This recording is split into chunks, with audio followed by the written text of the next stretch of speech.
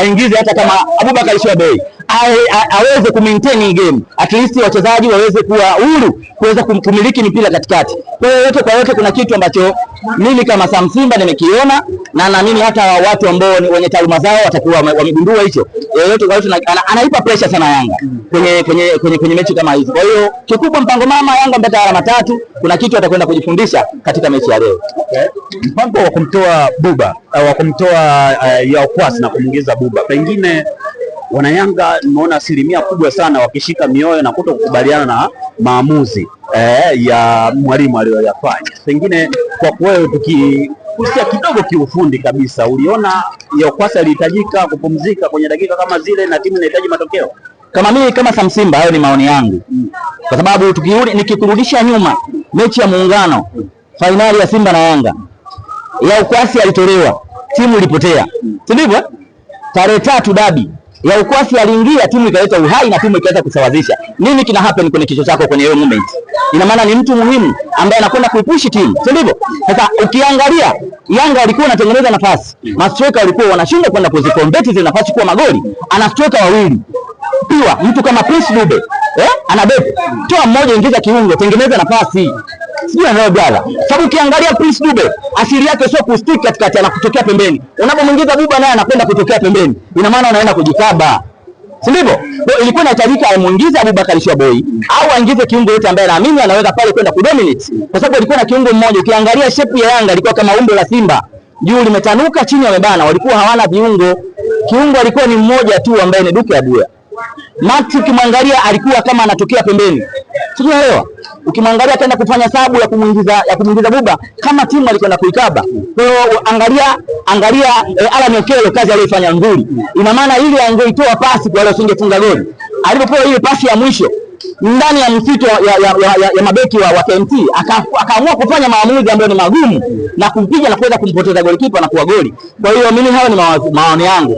Amefanya sabu pua kocha, lakini kwa sababu watu wanaweza wasiona kwa sababu timu imepata matokeo, lakini hii inaweza kuja kumkosti kwenye mechi zinazokuja, sababu unaweza ukakutana na watu ambao wanafanya marking nzuri. KMC wamefanya marking nzuri sana leo, ila walikutana na timu kubwa ambayo inaweza kufanya maamuzi kwenye eneo ambalo wewe utegemei.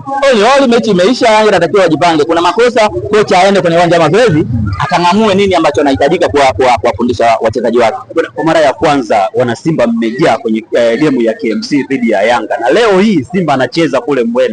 Hamjaenda kwenye game yenu, mpo kwenye game ya Yanga. Pengine ndio ile ubaya ugwela kwamba tunacheza na mechi zao, unaanza kufanya kazi. Siku hizi teknolojia imebadilika. Game inaanza saa 1, inaanza saa 10. Kama ni mtu wa mpira unahitajika ushuhudie mechi zote, sababu tupo mechi zote tunacheza Dar es Salaam, viwanja viwili tofauti, muda tofauti. Wewe kama ni mtu wa mpira unaweza ukajaribu kuhudhuria mechi zote mbili na ukaweza ukafanya comparison ya mechi zote mbili. Kwa hiyo mimi nahisi kwa mtu atakaye kwenda kwenye doubt yoyote kuhusu sisi kuwa kwenye mechi ya Yanga, basi atakuwa sio mtu wa mpira. Kikubwa ni kuangalia huyu ni mtu wa mpira, anakosekana kwenye mechi au hakosekani.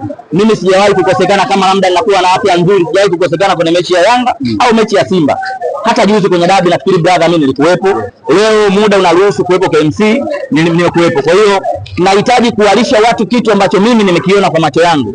Sihitaji kuwalisha watu ambao wanaifuatilia Kishamba Media eti kuwalisha kitu ambacho hakipo kwenye uhalisia. Mimi wasipendi. Bwana Okello, tumalize na Okello. Mechi ya pili anawaka. Mechi ya kwanza alimlisha nyasi pale Rushaine. Mechi ya pili anakuja kwa hapa alama 3 Young Africans kwenye mchezo muhimu kabisa. Kiwango cha Alan Okello kinapanda kinashuka, kipo pale pale.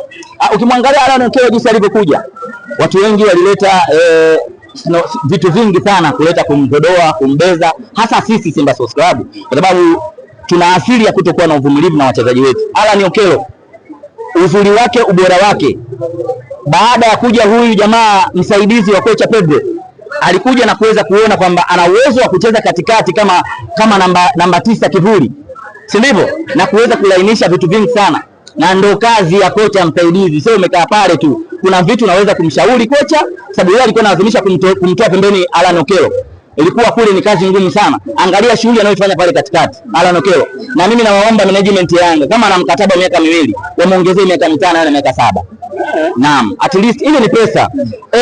Umri wa Alan Okello, ile ni pesa. Dar es Salaam Africans. Mimi nakwambia blaza, hifadhi Alan Okello, Yanga anapita. Yanga watakuja kupata pesa ndefu sana kupitia kwa yule dogo, kwa sababu kila kukicha kuna vitu anavifanya. Endapo hata assist atafunga goli, kwa kuna kazi nyepesi ambayo ameifanya. Tumeona sasa hivi Prince Dube amekuwa anafunga magoli mepesi, tena sio ya jasho, ni laini ambayo analeta kwenye kamba. Mimi kwangu mimi, all the best Alan Okello ndani ya Dar es Salaam Africans. Asante sana brother.